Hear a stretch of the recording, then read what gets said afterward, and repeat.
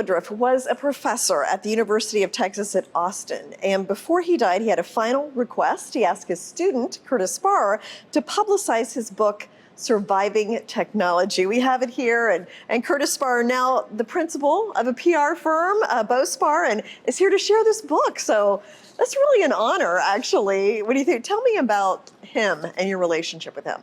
Paul was extraordinarily kind. He could really bring out the best of you. He recruited me to UT Austin, saying that Plan 2, his program, was an Ivy League program within a big state school, and I found that pretty intoxicating.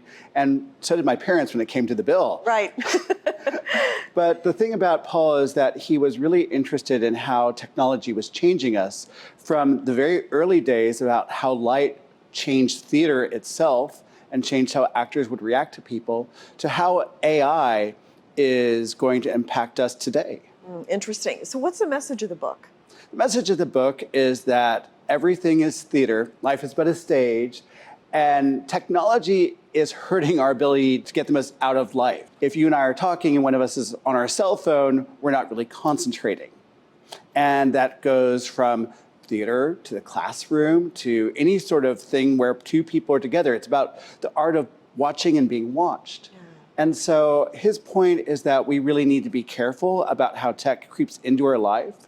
But interestingly, he says that AI might rescue us because AI might make us wiser and more balanced and less arrogant and egotistical than any other technology out there. Interesting. And you're so right about, because I look at my kids, my teenage kids, and they'll be in the most interesting place on the planet and they'll be on their phones. And I'm like, would you guys just take in what's around you? This is amazing. So you're right, they don't tend to appreciate the real world as much. They're still kind of stuck in those phones. Yeah, and the thing is, it's very tempting. It's like a Greek play about being tempted from something else. But being in the moment is so important now more than ever.